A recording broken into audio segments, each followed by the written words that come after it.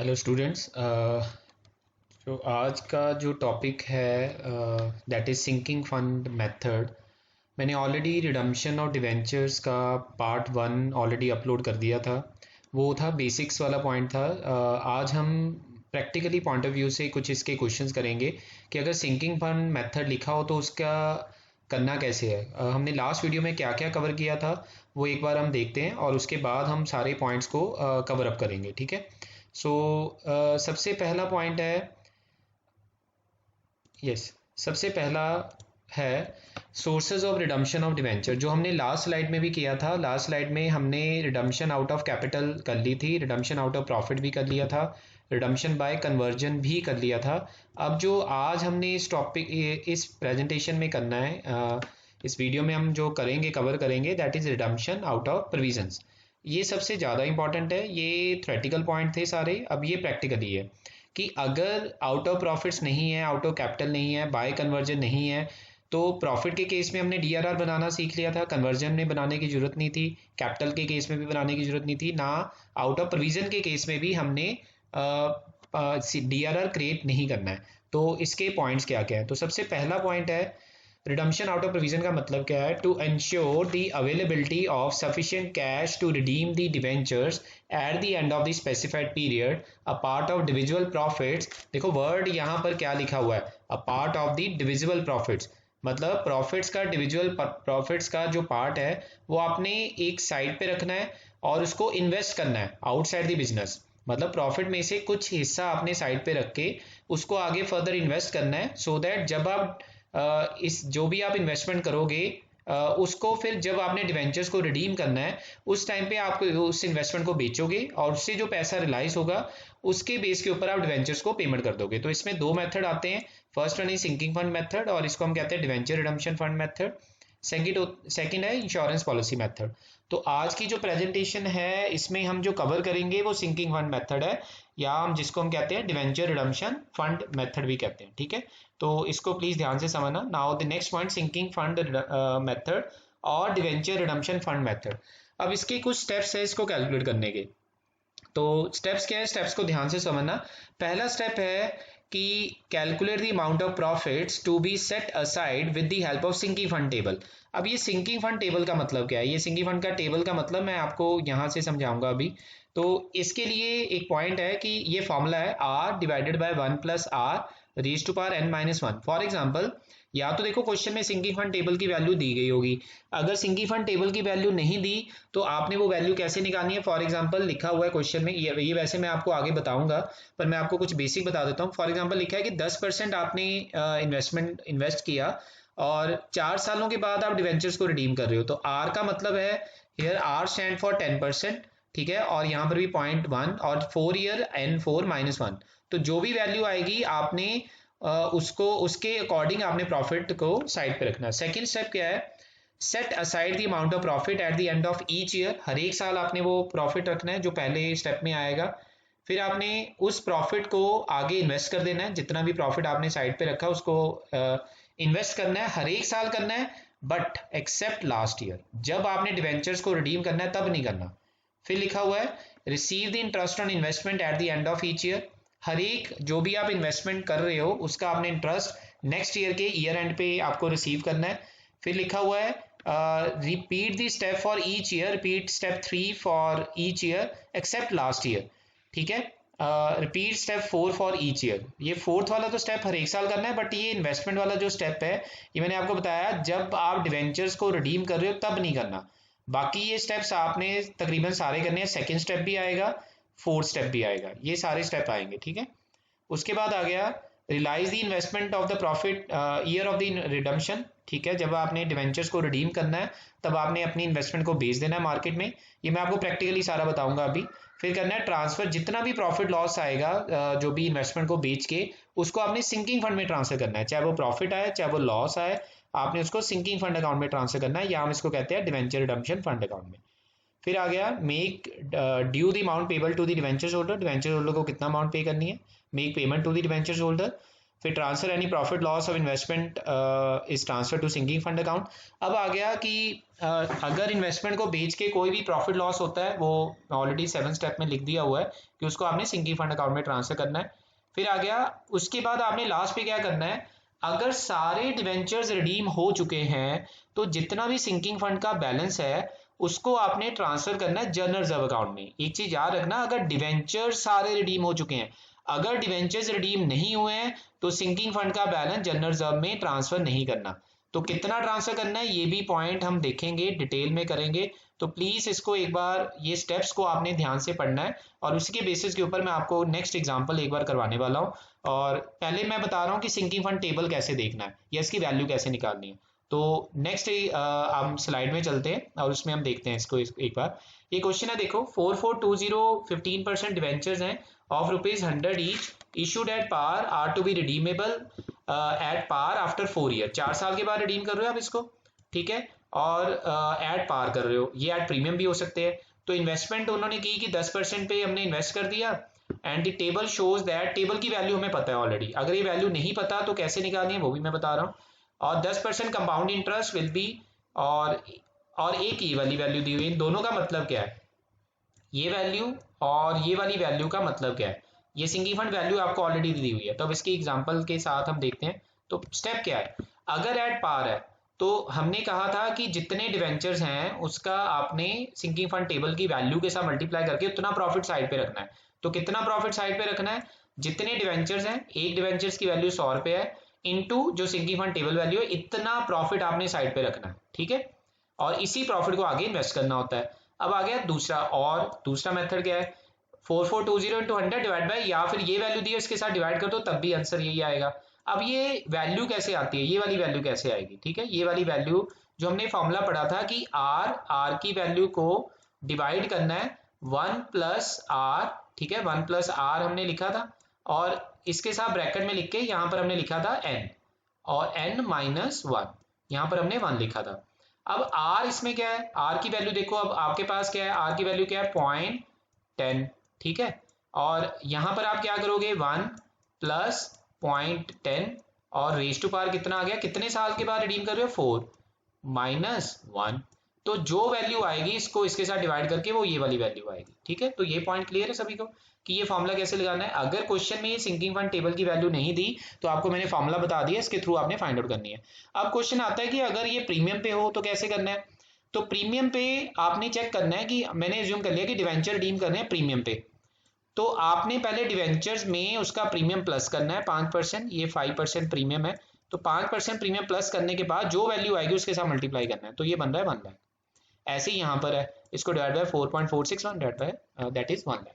तो ये example clear है कि पहला जो हमने पॉइंट पढ़ा था अभी, जो प्रीवियस स्लाइड में जो हमने पढ़ा था, मैं आपको प्रीवियस स्लाइड एक बार दिखा देता हूँ कि ये सिंकिंग फंड टेबल वैल्यू कैसे देखनी है, ठीक है, सिंकिंग फंड टेबल वाला पॉइंट हमने कवर कर लिया। तो मैं अभी आपको इसके रिलेटेड जो कुछ क्वेश्चन भी दूंगा बाद में, तो पहले हम एक क्वेश्चन पूरा फुल फ्लेज करते हैं एट पार वाला, ठीक है, जिसमें जनरल एंट्रीज करनी है। अब सिंकिंग फंड में जो मैं जनरल एंट्रीज आपको बता रहा हूँ ये तकरीबन सारे क्वेश्चन में ऐसे ही आनी है, इसको आप चेंज नहीं करोगे और सेम स्टेप आएगा। लिखा हुआ है on 1 April 2012 metal products limited issue debentures of 1 lakh redeemable at a par at the end of 5 years it was resolve that a sinking fund should be formed and invested, जितना fund बनाओगे उसको आगे invest करना है, tax free security multiple of 100, मतलब जितना fund बना उसको आगे इन्वेस्ट करना होता है। बट उन्होंने एक पॉइंट लिख दिया कि ये जो मतलब आपने पैसा इन्वेस्ट करना है वो पैसा मल्टीपल ऑफ 100 में करना। मल्टीपल ऑफ 100 का मतलब हो गया, अगर आपकी अमाउंट बनती है 89,132, ठीक है, तो आप 89,100 इन्वेस्ट करोगे। अगर 89,169 बनती है तो 89,200 इन्वेस्ट करोगे, मतलब 100 के मल्टीपल में इन्वेस्ट करना है। तो जनरल एंट्री का ईयर क्या है 5 साल, और उन्होंने कहा है कि ये सिंकिंग फंड टेबल वैल्यू है, 5% की आपको इंटरेस्ट मिलेगा, और जो लास्ट पे जब हमने डिवेंचर्स को रिडीम करना है ना, इन्वेस्टमेंट को भेज दिया 300 लॉस पे, ठीक है, और 5 साल के आपने अकाउंट बनाना है। तो पहला पॉइंट ध्यान से समझना आप। अब ये वैल्यू देखो, प्रॉफिट में कितना रखना है, इन्वेस्टमेंट कितनी है 1 लाख, देखो 1 लाख इंटू 0.180975, ये आ गया, इतना आपने प्रॉफिट में पैसा लगाना है। तो तो कब डिवेंचर इशू किए थे? 1 अप्रैल 12 से 5 साल एंट्री डालनी है, मतलब 2017 तक आप एंट्री डालोगे। तो मैं पहले 12 एंड 13 की एंट्री बता रहा हूँ। पहले साल जो एंट्री आएगी 1/4/12 को, जब हमने डिवेंचर इशू किए तो एंट्री क्या बनती है? Bank account debit to debentures 1 lakh rupees, ठीक है। फिर हमने क्या करना है, ईयर एंड पे इतना प्रॉफिट को हमने आगे इन्वेस्ट कर देना है। ये देखो चेक कर लो, surplus account debit to sinking fund account 18098, यहाँ तक क्लियर हो गया। फिर मैंने आपको बताया था कि इन्वेस्टमेंट को मल्टीपल ऑफ 100 में करना है, तो मल्टीपल ऑफ 100 का मतलब अगर ये 18098 है तो आप क्या करोगे? 18100 इन्वेस्ट करोगे, मल्टीपल ऑफ 100 कर दिया sinking fund investment to bank. अब ये फर्स्ट ईयर यहाँ पर खत्म हो चुका है, आप चेक कर लो, फर्स्ट ईयर में यही एंट्रीज आएंगी, फर्स्ट ईयर क्लियर। अब आ जाओ 2014 में हमने क्या करना है, सबसे पहले हमें मिलेगा इंटरेस्ट। तो जो हमने लास्ट ईयर इन्वेस्टमेंट किया, तो इन्वेस्टमेंट तो हमने यही किया ना, सिर्फ 18100 वाली, इसके ऊपर 5% इंटरेस्ट हो गया 905।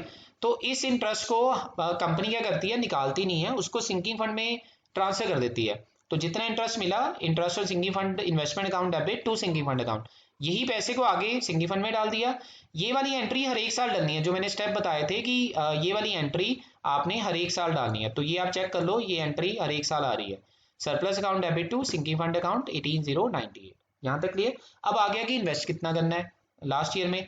तो जितना फंड है, फंड कितना बना? 18098 प्लस 905, दोनों को प्लस किया, ये देखो चेक करो, प्लस करके बन रहा है 19003, पर इन्वेस्टमेंट तो करनी मल्टीपल ऑफ 100, तो कितनी बनेगी? 19000। ये आपकी इन्वेस्टमेंट आ गई sinking fund investment to bank. अब आता है नेक्स्ट ईयर 2015 में, जब 15 में हम जाएंगे एंट्री डालेंगे, तो इंटरेस्ट की एंट्री सबसे पहली आएगी। तो हम कितनी इन्वेस्टमेंट कर चुके हैं? एक तो फर्स्ट ईयर में ये इन्वेस्टमेंट किया, एक इन्वेस्टमेंट, और ये आ गई सेकेंड इन्वेस्टमेंट। तो फर्स्ट इन्वेस्टमेंट है 18100, सेकेंड इन्वेस्टमेंट है 19000। तो हम इसको एक बार देखते हैं। अब आप चेक करना यहाँ पर जो एंट्रीज आपके पास है, तो एंट्री आपके पास क्या दी हुई है चेक करो। 15 में क्या आ गया? Bank account debit to interest on sinking fund investment, ये देखो 2 इन्वेस्टमेंट है, ठीक है, 2 इन्वेस्टमेंट आ गई, 1855 उसके ऊपर इंटरेस्ट आ गया, उसको फिर सिंकिंग फंड में डाल दिया। सिंकिंग फंड वाली एंट्री सेम है। अब आ गया कि सिंकिंग फंड इन्वेस्टमेंट कितनी करनी है, इसको प्लस करना है और इसको प्लस करना है। जितना फंड है, ये देखो फंड को हमने प्लस किया, सिर्फ दिस प्लस दिस इतना बना, और हमने नहीं लिख दिया 20 का, क्योंकि 50 से अबव है। फिर आ गया 16 में, फिर इंटरेस्ट। अब कितनी इन्वेस्टमेंट हो चुकी है? 3, 2 पीछे थी, एक ये वाली, ये थर्ड इन्वेस्टमेंट है। मैंने फर्स्ट सेकंड लिखा था, अब ये थर्ड है। देखो फर्स्ट सेकंड थर्ड को क्लब करके उसके ऊपर 5% इंटरेस्ट डाल दिया। ऐसे फिर आ गया next, interest on sinking fund account debit to sinking fund account. फिर सिंकिंग फंड वाली एंट्री सेम आनी है। अब आ जाओ इसमें कैसे करना है, दिस मतलब ये वाली अमाउंट और ये वाली अमाउंट, इसको क्लब करके, और ये आपका टोटल आ गया 20,953, इसको लिख दिया 21,000। तो ये होगी फोर्थ इन्वेस्टमेंट। 4 इन्वेस्टमेंट हो चुकी है। अब आ गया फिफ्थ ईयर। जब फिफ्थ ईयर आएगा, फिफ्थ ईयर में हमने स्टेप में पढ़ा था कि हमने कोई भी इन्वेस्टमेंट नहीं करनी लास्ट ईयर में हमने इन्वेस्टमेंट को बेचना होता है। तो लास्ट ईयर में जब हम गए, तो लास्ट ईयर में ये पॉइंट आ गया, पहली एंट्री आएगी वो इंटरेस्ट वाली, कितनी इन्वेस्टमेंट है? 4, 1 2 3 4 को प्लस किया, उसके ऊपर 5%, फिर इंटरेस्ट आ गया, फिर सरप्लस को ट्रांसफर कर दिया, अब इन्वेस्टमेंट नहीं की। अब अगर आप इन सभी का टोटल करोगे, ये हमने इन्वेस्टमेंट की हुई है, इसका जो टोटल बनता है वो टोटल बनता है 78,100। और क्वेश्चन में लिखा हुआ था कि हमने 300 लॉस पे बेची है। तो स्टार्टिंग में जब हमने स्टेप लिखे थे कि एनी प्रॉफिट और loss on the sale of sinking fund investment that is always transfer to sinking fund account, तो हमने डाल दिया bank account debit sinking fund account debit to sinking fund investment account. ये clear हो गया। अगर profit होता तो रिवर्स कर देते, ठीक है। फिर डिवेंचर्स को पे करना था, डिवेंचर्स को पे किया, उसके बाद सिंकिंग फंड अकाउंट बनाना है, सिंकिंग फंड का जो भी बैलेंस आएगा उसको जनरल रिजर्व में ट्रांसफर कर देना है। ये मैंने बताया था कि अगर सिंकिंग फंड का बैलेंस जनरल रिजर्व में तब ट्रांसफर करना है अगर सारे डिवेंचर्स रिडीम हो जाते हैं। अगर सारे डिवेंचर रिडीम नहीं होते हैं तो जितने डिवेंचर्स रिडीम हुए हैं उतना बैलेंस आपने जनरल रिजर्व को ट्रांसफर करना होता है सिंकिंग फंड अकाउंट में से। तो ये एग्जांपल क्लियर है सभी को? ये बहुत इंपॉर्टेंट है।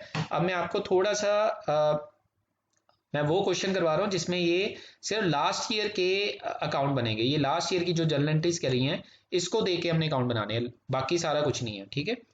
तो अब ये क्वेश्चन है, अब ये कुछ पॉइंट हैं और सिर्फ प्रॉफिट लॉस निकालने वाले, उसके बाद हम क्वेश्चन पे आएंगे। पहला केस पढ़ो आप। डिवेंचर रिडम्पशन रिजर्व है ₹1,80,000, इसको रिप्रेजेंट किया। एक चीज याद रखना, अगर सिंकिंग फंड इन्वेस्टमेंट की वैल्यू नहीं दी हुई तो हम अज्यूम करते हैं कि जितना फंड है उतनी ही इन्वेस्टमेंट है, ये याद रखना पॉइंट। जितना फंड होता है उतनी ही इन्वेस्टमेंट होती है। अगर क्वेश्चन साइलेंट है तो यहाँ पर बताया हुआ है कि डिवेंचर रिडम्पशन फंड है 1,80,000 का, वो रिप्रेजेंट कर रहा है 1,50,000 को। ये रिप्रेजेंट क्या बता रहा है, ये फेस वैल्यू है। हमें फेस वैल्यू से कोई मतलब नहीं है। फेस वैल्यू सिर्फ इन्वेस्टमेंट को सेल करने के लिए यूज की जाती है, अदरवाइज नहीं होता।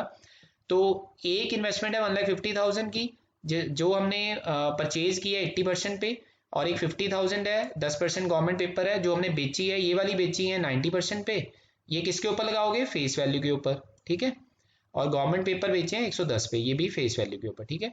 अब इसका मैं पहले सोल्यूशन बताता हूँ कैसे है। सिर्फ प्रॉफिट लॉस देखो, फेस वैल्यू कितनी है 1,50,000, ये फेस वैल्यू है। उसकी कॉस्ट कितनी है 80% भी हमने परचेज किया। सेल कैसे आएगी, सेल बेचा हमने 90%, 90% किसका करोगे, इसका 1,50,000 का 90% 135। कॉस्ट इतनी थी, बेचा इतने में, तो हमें क्या हो गया, प्रॉफिट हो गया। अब आ गया दूसरा, फेस वैल्यू कितनी थी 50,000, और वहां पर आपके पास कॉस्ट कितनी है। कॉस्ट कैसे पता चलेगी, देखो टोटल कितना था मैंने बताया, जितना फंड होता है उतनी इन्वेस्टमेंट होती है। तो एक 20 में ले लिया, इसका मतलब बाकी कितनी है 60,000 की है, ठीक है। और बेचा कितने में है 1,10% पे, 110% किसका करोगे 50,000 का, तो ये आ गया 55,000। तो यहाँ पर 5,000 का आ गया लॉस।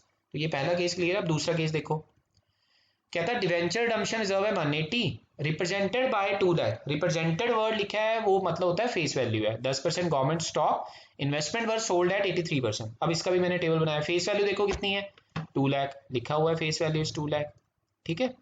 और कॉस्ट कितनी है 1,80,000, सेल कितनी है 83%, किसका करोगे 83%, ठीक है 1 लाख 2 लाख का 83% 1,66,000, बाकी आ गया लॉस। तो ये मैंने बेसिक पॉइंट बताया कि अगर क्वेश्चन में ऐसे लिखा हो तो आपने कैसे प्रॉफिट लॉस फाइंड आउट करना है। तो इसके लिए मैंने कुछ 2 क्वेश्चन दिए हैं, आपने इनको सॉल्व करना है, और इसका आंसर वीडियो के नीचे कमेंट में आपने लिखना है कि कितना प्रॉफिट या लॉस है, ठीक है। Case A and case B दोनों को पढ़ के अच्छे से सॉल्व करके आपने बताना है कि कितना प्रॉफिट है कितना लॉस है, ठीक है।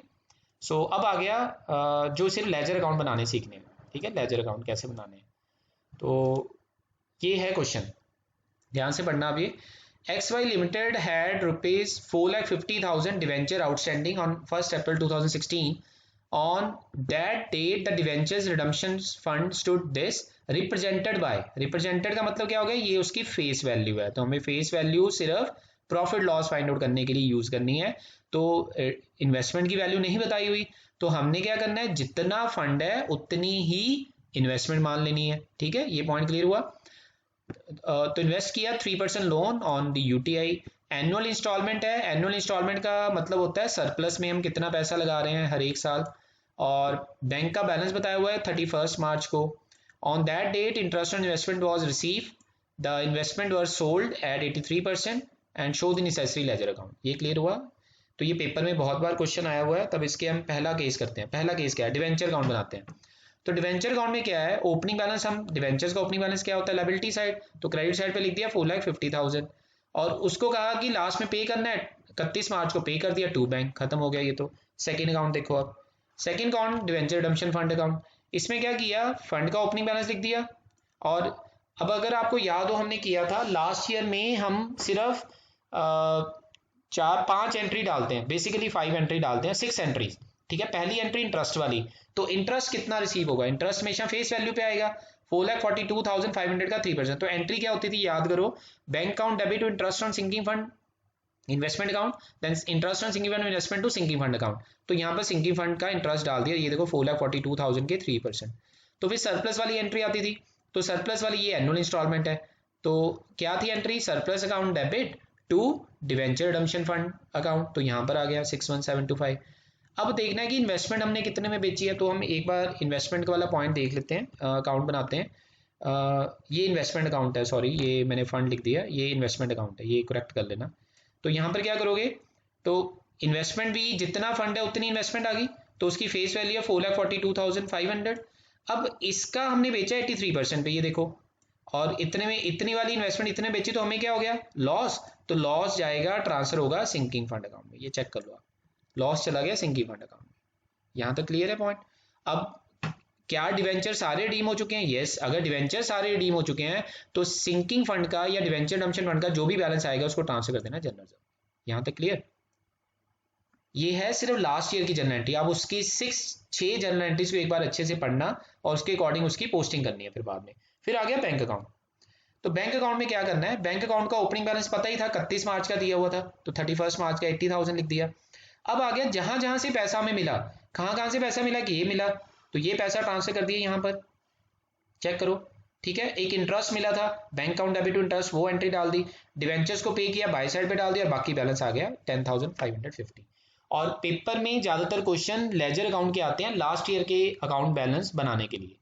तो ये पॉइंट क्लियर, सभी ने ये वाला क्वेश्चन भी अच्छे से करना है। ठीक है, अब मैं इसकी एक प्रैक्टिस करवाता हूँ, जब सारे डिवेंचर्स अगर रिडीम नहीं हुए हैं तो हमने कैसे करना है। ठीक है, तो ये क्वेश्चन देखो, the debenture redemption fund account, ये बहुत इंपॉर्टेंट है छोटा सा क्वेश्चन है, बट ये जो रिप्रेजेंटेड वाला मैंने पॉइंट बताया था फेस वैल्यू वाला जो हमने अभी कर रहे हैं, the DRF debenture redemption fund का बैलेंस है 1,60,000 और वो रिप्रेजेंट कर रहा है। रिप्रेजेंट का मतलब क्या होता है, फेस वैल्यू, ये फेस वैल्यू है, नॉमिनल वैल्यू हो या फेस वैल्यू हो। The debentures stood at 5 lakh, debentures की वैल्यू इतनी है और कंपनी ने सेल कर दी 24,000 की investment 85 rupees, investment at rupees 85 पे बेच दी हुई है और the purpose of redeeming 20,000 debenture at rupees 102। Debenture कितने थे आप चेक करो, 5 लाख। कितने डिवेंचर रिडीम किए, ओनली 20,000। इसका मतलब डिवेंचर्स हमने पूरे रिडीम नहीं करे हैं। तो पहला अकाउंट हम देखते हैं डिवेंचर्स अकाउंट। आप चेक करो, डिवेंचर्स अकाउंट में हमने लिखा 5 लाख का बैलेंस था। ठीक है, हमने सिर्फ कितने डिवेंचर्स होल्डर को पेमेंट करनी है, 20,000 और ये रह गए 4,80,000। अब इसका मतलब क्या बनता है कि अगर हमने डिवेंचर सारे रिडीम नहीं किए हैं तो डिवेंचर रिडम्पशन फंड का जो बैलेंस आएगा उसको जनरल जम में नहीं करना ट्रांसफर, क्योंकि डिवेंचर्स हमने सारे रिडीम नहीं किए हैं। एक चीज और पॉइंट आती है कि डिवेंचर्स हमने प्रीमियम पे रिडीम किए हैं। ठीक है, तो डिवेंचर्स होल्डर अकाउंट बनाओ, तो डिवेंचर्स होल्डर अकाउंट में क्या बना, तो ये चला गया 20,000, ये डिवेंचर होल्डर लिखा था। अब इसके ऊपर प्रीमियम आ गया ये 400 रुपए, तो हमने पेमेंट करनी है 20,400। एक चीज याद रखना, एनी प्रीमियम ऑन रिडम्पशन और debentures is always transfer to sinking fund account, ये याद रखना पॉइंट। तो इसके बाद आपने बनाना है प्रीमियम और रिडम्पशन अकाउंट। तो प्रीमियम और रिडम्पशन बनाया मैंने, यहां पर शिफ्ट किया, ठीक है, और ये 400 आ गया और उसको ट्रांसफर कर दिया डिवेंचर रिडम्पशन फंड अकाउंट में। ये रूल है बेटा ये, कि अगर जब आप डिवेंचर्स रिडीम करते हो प्रीमियम पे, उस प्रीमियम को हमेशा अपने राइट ऑफ करना है from the sinking fund account. Clear, अब बनाते हैं हम sinking fund account, debenture redemption fund account. Opening balance कितना था, ओपनिंग बैलेंस था 1,60,000 का, ये लिख दिया हमने। ठीक है, अब ये प्रीमियम को सेटल करना है, 400 यहाँ पर आ गया। तो इन्वेस्टमेंट बेची है वो, ये प्रॉफिट हम देखेंगे बाद में। क्या आपने सारे डिवेंचर रिडीम किए, नहीं, कितने किए हैं, 20,000। तो जितने रिडीम किए हैं उतना जनरल रिजर्व में जाएगा, ये चीज बस आपने याद रखनी है। अगर डिवेंचर सारे रिडीम हो जाते हैं तो सिंकिंग फंड का जो बैलेंस आएगा उसको जनरल रिजर्व में ट्रांसफर करना है। अगर सारे रिडीम नहीं किए तो जितने डिवेंचर्स रिडीम किए हैं उतना जनरल रिजर्व में अमाउंट आपने ट्रांसफर करनी है। ऐसे क्वेश्चन बहुत आएंगे कि जब आपने सारे डिवेंचर को रिडीम ना किया। अब ये प्रॉफिट वाला पॉइंट है, वो इन्वेस्टमेंट अकाउंट में से देखते हैं। अब ये इन्वेस्टमेंट अकाउंट चेक करो, तो ये आ गया कि मैंने यहाँ पर 2 कॉलम बना के आपको समझाने की कोशिश की है। मैंने बताया था अगर इन्वेस्टमेंट की वैल्यू ना दी हो तो जितना फंड होता है उतना ही हम आगे इन्वेस्ट करते हैं। ये आपने प्रीवियस एग्जांपल में भी किया था जो मैंने अभी करवाई थी। तो ये 2 लाख है और 1,60,000 चेक कर लो, वही आ गया। अब लिखा था कि 2 लाख में से कितनी इन्वेस्टमेंट को बेचा, सिर्फ 24,000, ये लिखा हुआ है 24,000। तो 24,000 किस रेट पे बेची थी, 85, तो ये 85 आ गया। तो 24,000 की इन्वेस्टमेंट को बेचा 20,400 पे। तो यहां पर आपने चेक करना है कि हमने इसकी पहले ये प्रॉफिट कैसे आया, ये प्रॉफिट आपने निकालना है। तो प्रॉफिट कैसे आएगा कि 1,60,000 अगर कॉस्ट थी, तो मैं यहां पर एक लिख रहा हूं कि अगर 1,60,000 आपकी कॉस्ट है, कितनी फेस वैल्यू के लिए, फेस वैल्यू है 2 लाख के लिए, तो ये मैं 2 लाख लिख देता हूं, ये 2 लाख है। ठीक है, हमें चाहिए कि अगर 24,000 की हमने सेल की है तो इसकी कॉस्ट कितनी आएगी। तो आपने बेटा इसकी कॉस्ट निकाल लेनी है।